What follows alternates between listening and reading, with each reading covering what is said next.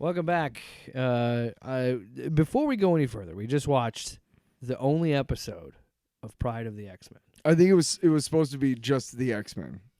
The episode was called Pryde of the X-Men, but it was supposed to be a X-Men cartoon. Either way. Yes. We got this. She wasn't going to be the main character in the entire cartoon. I want to just say out of the gate, start strong. No place to hide. No place to run. No place to run. Go to arguably and underrated.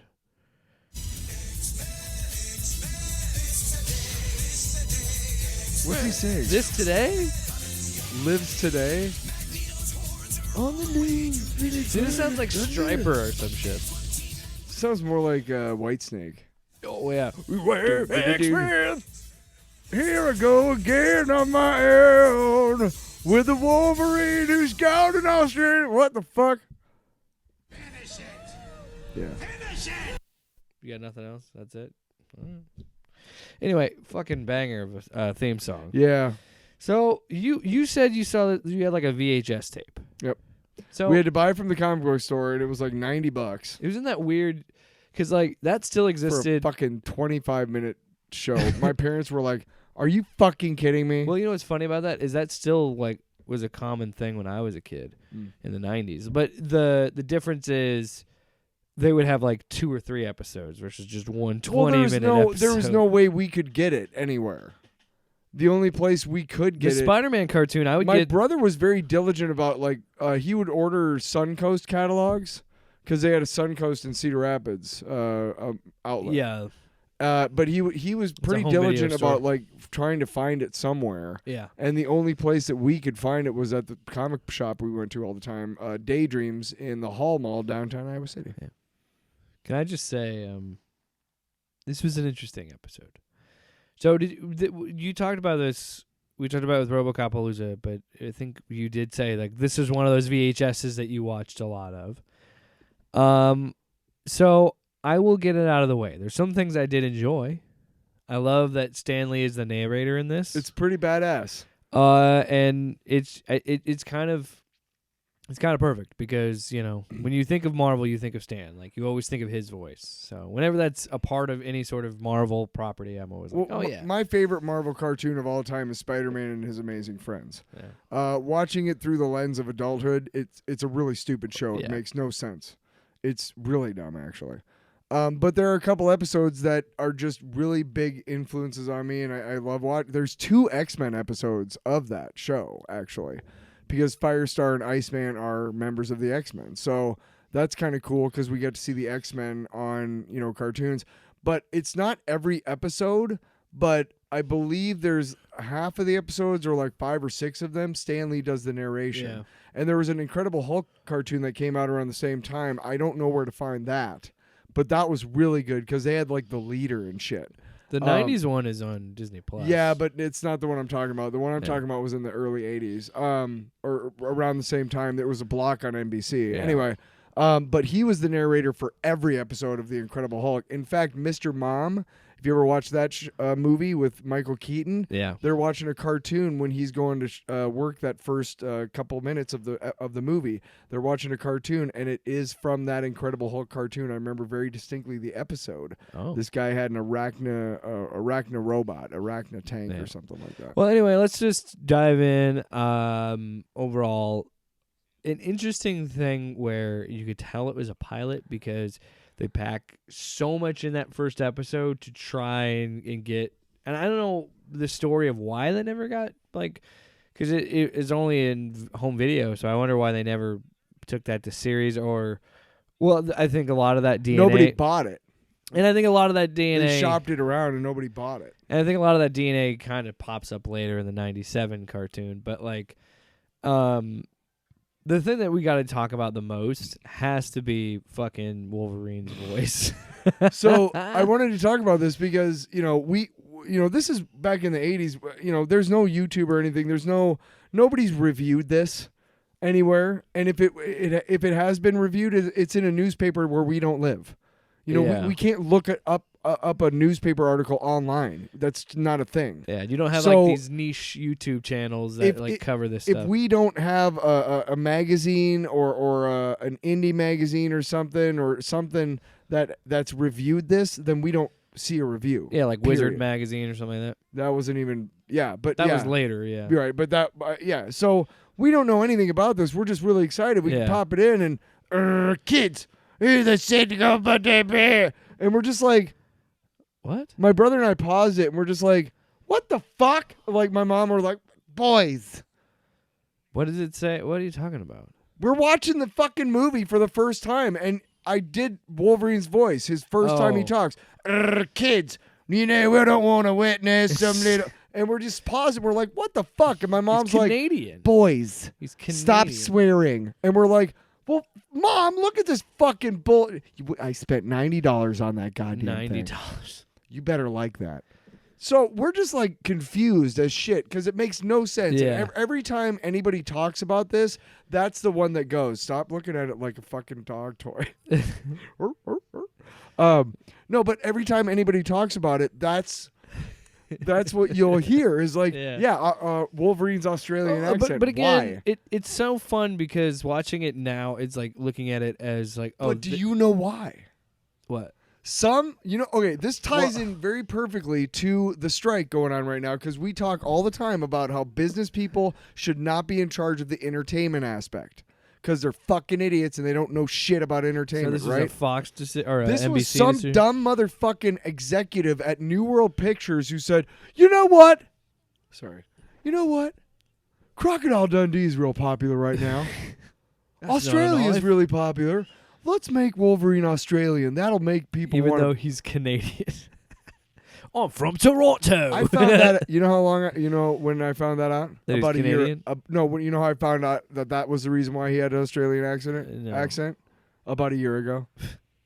I finally read like this article and they were like, "Why is this?" Yeah. I think I was bored one night just looking it up, and I read this article and I was like, "Yeah." Fuck. Well, it's just fun, like, because and Pyro's got one, so maybe they wanted to like make a rivalry through the series or something. Which, why not Sabretooth? Yeah. Well, my whole thing is like, it clearly feels like a pilot. It clearly feels like something that was made for like home video. Because again. It introduces all the characters. Yeah, because back when I was growing up too, even in the 90s, we would have like special VHS tapes of like one episode or two episodes of a show or something. Like it's not uncommon at the time, but I did get that feeling of nostalgia with it, and like the intro is unabashedly an 80s cartoon intro, and like we played it at the beginning. It's fucking rad. I love it. I do think it's animated well. I think. That's one thing I told you is that it looks as good as it can in 480p. Throughout, it was hand drawn. Yeah, well, and I complimented a lot of stuff today. I complimented it because it looked and I think a lot of these cartoons of this era, like when I look at those things, that's how I view these characters a lot of the time. Because a lot of kids, like myself, are introduced to these characters through cartoons, and like. That the artwork is so well done, and it's such a particular time that I have such nostalgia for that style because this was starting to become the norm of like this, like, hey guys, with the shading on this 2D plane looks great and gives depth, and it's like we're gonna animate on 2D. Let's do that. I'm not saying that like that they did that sarcastically, but it was smart that they like started to be like, hey, look at this. Even now, in the 80s and 90s, this is still 20 to 30 years of like art history that we have of what these characters look like. This is how we can iterate on these characters. The Scarlet Spider in Across the Spider-Verse was animated like that. Yeah, which shaded like it's that. So classic. That's why we were like, awesome. I'm gonna weave this into this. Yeah. I'm currently reading Tom Taylor, the first volume of his run on Nightwing. And the art is so good in it, and it reminds me of like who's the artist? I can't remember the name of the artist. You but fucking dick. It's great. The artist on that book is great, but I love artists. It has that style that reminds me of. It doesn't look exactly like the animation style of the '90s, but it kind of like it is drawn in a realistic way, but still has the shading and the look and the feel. Like if you look closely at the panels, Mark Bagley? No, this came out like a few years ago. Yeah, I know, but Mark Bagley. No, I know, but it's not Bagley. Don't fucking. I just want to get to my point. God. And so there's moments in that book where I see like the when you have comic book art. We talked about this with Into the Spider-Verse, the little dots. I noticed that in the paneling, and it's the same thing here, where I noticed the little shading and the little like you said, I can tell the hand-drawn touch to these characters. This isn't because we're bored. It's because I'm tired. We've been doing this for 5 hours now. We take breaks. So we haven't even hour and a half. I've been here for 5 hours. I'm sorry I have a child. No, but yeah, quick no, but thoughts on the show. When we talked about it the last time, I went home and watched it on YouTube because I was like, I haven't seen this in decades, maybe at least 15, 20 years. Yeah. And it was like, wow, this is really bad. And the reason why is because like the animation is great, but like there are so many. When you see some of the cartoons that we've had these, now, it's like this is bad. This is not good. And how well we know these characters now, like how well a wide audience know these characters. People who watched the first 3 XMen movies that Fox put out would watch this and be like, what the fuck is this? Well, this is when they're starting to figure this out. Yeah. Right. Well, again, this is New World Pictures is the reason why Sony owns Spider-Man. And I'll explain. Back in the 80s, Marvel really wanted to get into entertainment, Hollywood, all this shit. New World Pictures basically bought Marvel. And there was this shitty fucking movie house in Hollywood, and they weren't that great, and they folded after a while. So they had to sell them off to who I can't remember who bought them. It doesn't matter. Point is that that's how Marvel got the whole thing boomed in the 90s. Marvel over fucking reached themselves, and by the end of the 90s, they were fucking hurting for cash, dude. Yeah. So they sold a bunch of their properties off, like Daredevil, Spider-Man, the Hulk. Would you say that they were sloppy?